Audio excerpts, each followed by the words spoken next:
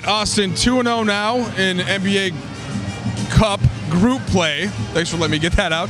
Both wins on the road, so you got the Clippers and Mavs coming up. I know you also just wanted to take care of business to get a victory on this road trip that hasn't been the best so far. How important was that, and how did you guys get there? Yeah, I mean, we can still, leave this 5-game road trip at a winning record if we go get one tomorrow night in Milwaukee. We know it'll be tough.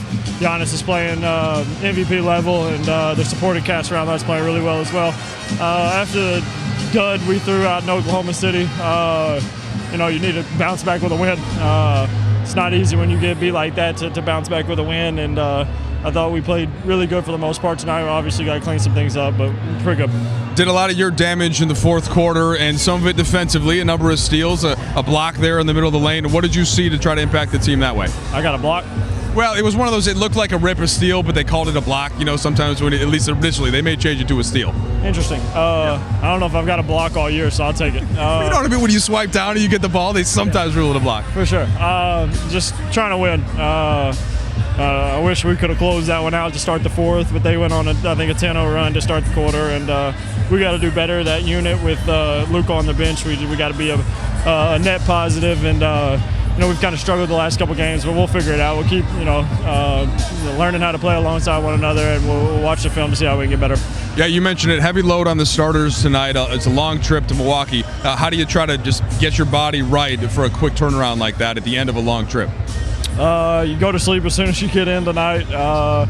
Wake up, get some breakfast, and go do it again. That's the beautiful thing about our game is you play a lot of games. It's tough, but you have another night to prove yourself, to show everybody why we think we're a really good team. All right, Austin, last one for you. It's been a long trip. How do you guys how important is it to just close it in a positive note when you get back to crypto.com? I think it's very important. We've had 2 of our worst games on the trip, but like I said, we can leave this 5-game road trip with a winning record, and that's tough to do early in the year when you're on the road for, feels like we've been gone for 7 weeks. So, if we can leave this one 3-2, we'll take that and obviously flush the 2 really bad losses away. You guys talked about wanting to course correct after the OKC loss. What were the areas that you thought you saw improvement tonight? I think we just played harder, a little more attention to detail. We, I don't know what word I'm looking for. We executed our game plan a lot better. You guys had all 5 starters scoring double figures. How much better does that make it for you guys, and how much does it make it a little bit easier on Luka? When we share the ball like we did tonight, we have so many guys that can, make shots and put points on the board, and I think as a collective, when everybody's feeling good, shooting the ball well, offensively we're really good, and that translates to our defense being, as good as well. So there's a good day for us, sharing the ball, making the extra pass, just playing unselfish. What do you like about the way DA played tonight? DA? Oh, he's a monster. Set the tone early. What was he from the field? Yeah, like 20 and 16. He was 10-11 from the field. Pretty good day at the office. Plus 35. Luka, Rui, DA, all plus 30.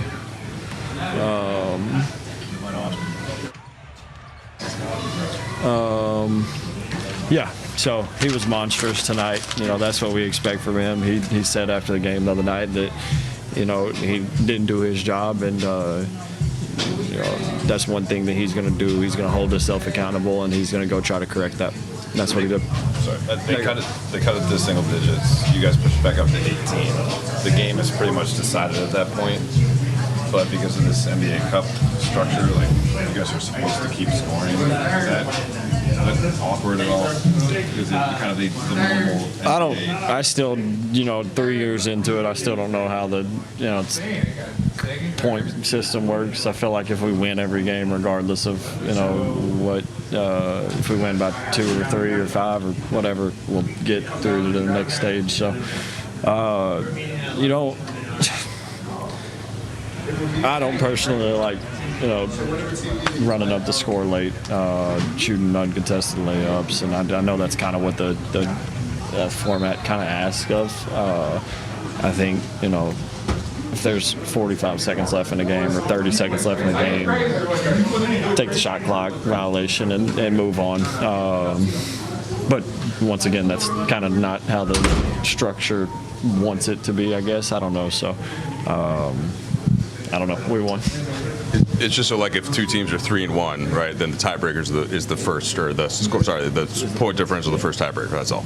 So it's kind of like both teams are still, in theory, they wouldn't want to get scored on late either, so they're still pushing. That makes sense. I think that's kind of how the Olympics, the World Cup was. So I get it. So I don't know. Luka, it seemed like you guys were really getting good stuff out of the blitzes, and I know you've seen a lot of that throughout your career, but can you just take us through the kind of decision-making process, or where you're reading, when you're trying to decide to go inside immediately, when you're skipping, and just how you process the floor like that? I think I just try to read the game.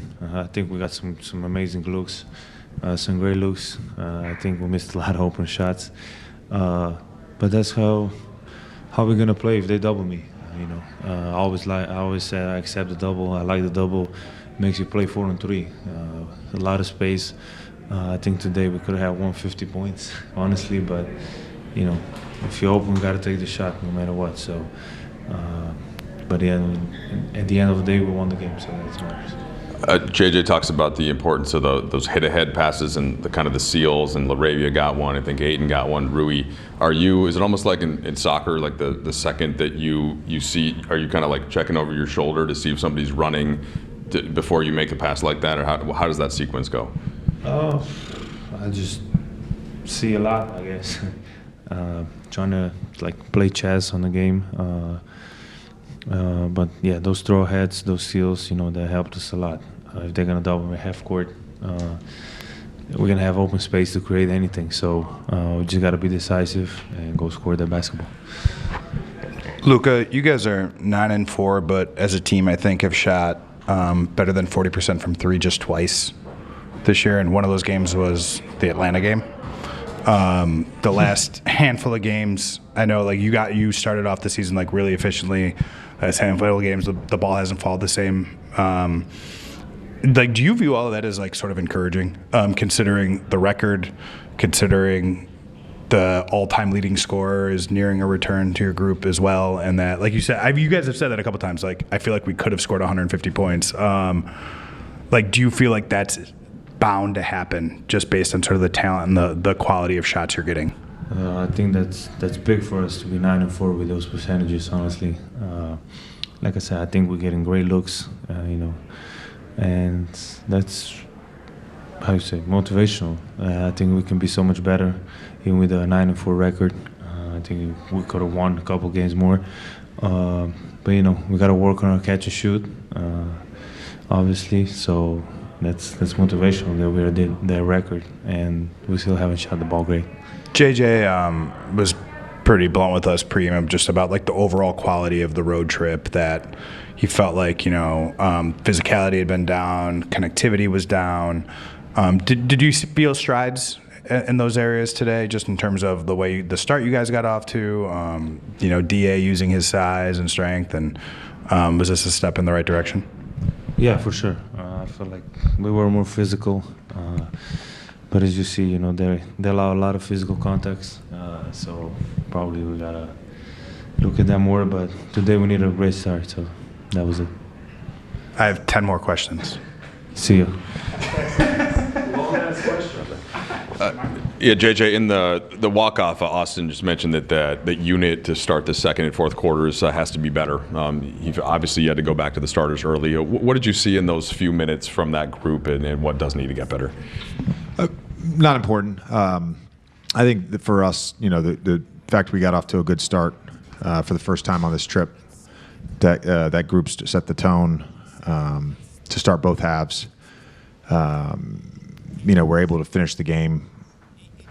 The game got a little choppy there with some of the just the physicality on both sides, and but proud of our group, and again, a much better defensive game for us. I thought the 28 assists were huge, and Austin and Luka getting 19 of those. I don't know the exact potential assist numbers, but I know it was high. We were able to get a lot of good looks tonight. So there's a lot to be pleased with, and I thought DA's performance was awesome as well. Some of the things you've talked about, really liking like the hit-ahead passes, seemed like there were a number of those in the first half, and then just when they blitzed Luka, all the good action you got out of it. How did you feel like that was kind of key throughout for the starters, especially? Yeah, we executed out of the blitz for the most part, and again we missed some really good looks. I thought Smart got some great looks, and we're confident with him as a shooter, and he'll knock them down. The early seals in the first half were awesome. DA got one, Rui got one, Jake got one. So really encouraging those guys, our bigger wings and DA, to put early pressure on the rim if they can create a mismatch. JJ, Luka got off to such a hot and efficient start to the season, and that's ticked down here over the last couple weeks. One, I guess, how encouraged were you with your ability to score the ball tonight as a team despite that? And I guess what are you seeing, and is it just shots not falling right now for him? But put a lot of pressure. The last 2 games they've had all NBA defenders on him.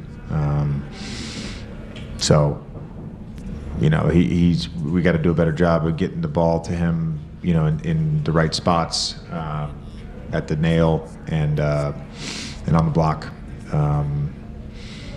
And we tried with some choice stuff, and we tried with some ram flash stuff, and couldn't get the right execution on it. But we'll continue to work at that. You guys, I think now are through 13 games. I think I looked it up that you guys have only been over 40% from 3 twice this year. I would imagine that's below probably your expected numbers. Oh, yeah, much below.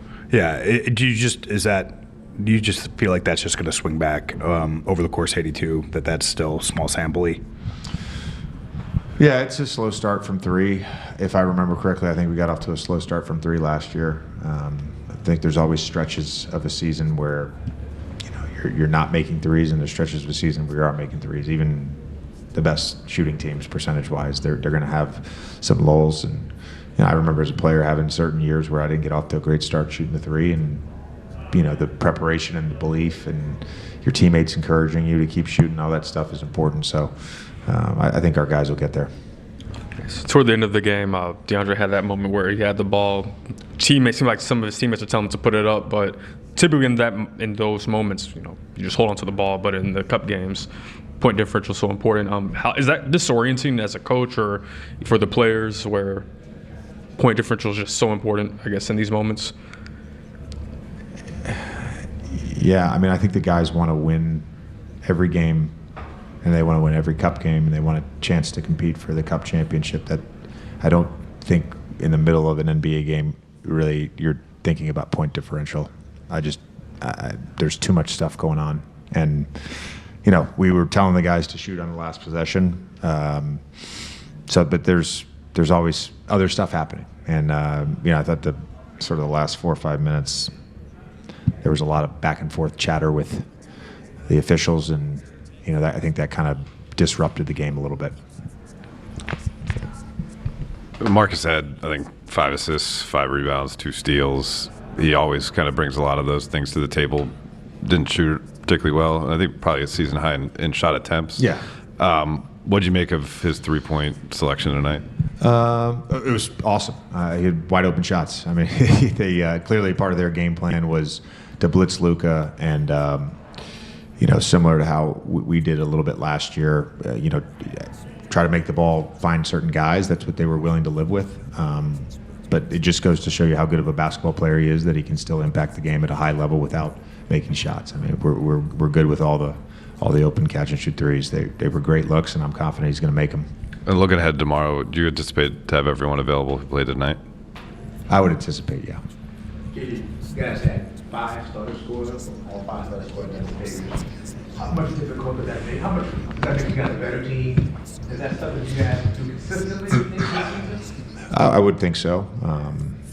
You have to run offense, and you have to pass the ball, and you have to take care of the ball. If you do those things, I think the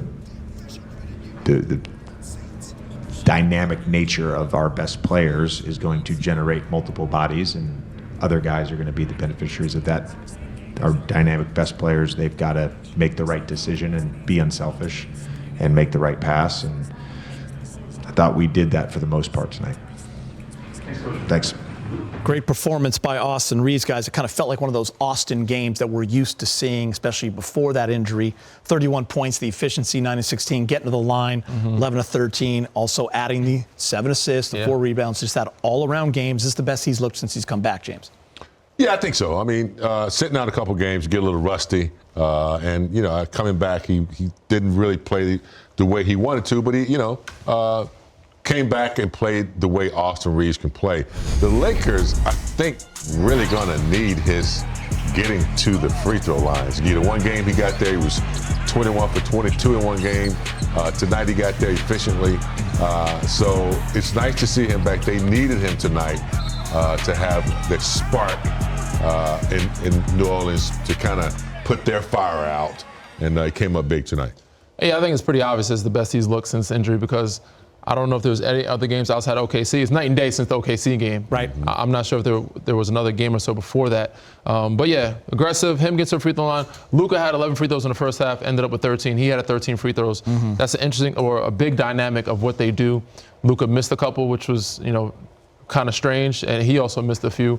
So they can clean that up. But he looked great tonight. He looked healthy. Groin or whatever, hamstring, nothing looked like injured. And the 7 assists, he's top 6 in scoring and top 6 in assists in the league before coming tonight. I don't know if that still stands, but they mentioned that he was top 10 in the league in both, and so was Luka. Luka's top 5 as well. So to have those two guys in the top 10 in scoring and assists, it's huge. Yeah, it's been a great start for Austin. And we had talked about this game possibly being a trap game, especially after you have that beatdown in OKC. You want to get rid of that one and move on. You got Milwaukee tomorrow night on a back-to-back. Everyone's looking forward to that one. Now it gives them a chance to go above 500 and finish 3-2 on the road trip. Milwaukee, by the way, is going into overtime at home right now against Charlotte. Giannis misses a shot at the buzzer with a chance to win that. So they're going to be a little tired as well. You hope. You hope. You hope. But I love the energy from this team tonight. They got DeAndre Ayton involved early. The big three was 75 points when you look at Luka, AR, and Ayton. And you got to feel good for the big man, James. 5th double-double. He was 20 and 16, 10 of 11 from the field, and a team-high plus 35. It means he didn't shoot enough. He didn't shoot enough. He should have more. He should have 30. You need to shoot more shots. They had that one nice spin move for the jam, too, which was aggressive. Yeah. Look, they're figuring it out. When he first got here the first couple of weeks, you could tell that he wasn't familiar. He was in, unfamiliar territory. The more he got to play with Austin Reaves, the more he got to play with Luka and some of the other guys, and got the pick and dive, the pick and roll, got all that under control. That's his bread and butter, that little 8-footer, those little jump hooks in there. So he picks and rolls. When he rolls, he's a threat. That opens up things for other people when the weak side has to come and help. Someone else is getting the shot over there. So he's playing the game, in the right way for big with the Lakers in the center there. I think he's one of those guys that you have to engage early to make sure he stays locked in throughout the whole game. And I want to credit Austin Reaves for getting him involved early. And a lot of Austin's early assists were to DeAndre Ayton drop-offs and finding him and keeping him locked in. So just getting those easy baskets kept him locked in, running the floor. And even Luka did a great job too. So, him getting those early baskets allowed his energy to stay, within the game throughout the whole 4 quarters. Because sometimes he's one of those guys, especially bigs, if you don't give them a bone or if they don't feel like they're involved, they start playing less defense. They stop rebounding as much. You got to keep him locked in. And I think, him getting those early touches from Austin Reaves and from Luka Doncic allowed him, to stay engaged throughout the whole game and be huge for them, not just on the scoring end, but rebounding, blocking shots. He said team high plus 35. It's nice. That's a lot of winning plays, not just scoring. Especially after a tough outing as well in OKC. He didn't get many shots. He only had 6 points. It was good to get Ayton going early. Got to credit Luka as well. Just one of those Luka nights, 24 points, the 12 assists, the 6 rebounds. James, we had mentioned at halftime, just loved his energy, kind of the tone he set for this team after that loss in OKC. It wasn't sticking early. It got out of his hands. He allowed other guys to flourish. Luka knows that he can get his, whatever he wants to. So I thought he played a perfect strategy tonight, handling the ball, getting other people involved, not sticking as much. And then when he needed to go to work, he did. Such a smart player, Geeter, and sees the floor I don't know if anybody's seen the floor like he has, or like he does. But, handful of guys in the history of the game. Not too many. Jokic, LeBron, there's a few. One of them he plays in the with, history of the game. In the history of the game. But yeah, no, he played a great game. Great floor game, as you see. Find DeAndre Ayton early, find him in lobs. Staying aggressive. In the second half, he kind of slowed down a little bit. He would have probably ended up with more points if he made those free throws, but he had 20 at the half, ended up with 24. I think he was being more of a facilitator, but, hopefully he still has enough gas to bring that energy for Milwaukee. It's interesting. We were having this conversation when we were all sitting together watching the game, and then Stu and Bill talked about it briefly as well. I think it changes when LeBron comes back, but are they trying to give Luka the ball too much in the backcourt when they can push that pace? Because teams are, if you're turning to give it to Luka and then they're hounding him full court, you got other ball handlers that can get up. That's going to free up Luka as well. Listen, I know you want the ball in his hands. Yes. But you know what I'm saying. Like it doesn't have to be, as you've seen, OKC made that adjustment with SGA. Yeah. And he was getting fatigued in the finals last year against Indiana. And that, game 6 and 7, they kind of took him off the ball some. He paced himself.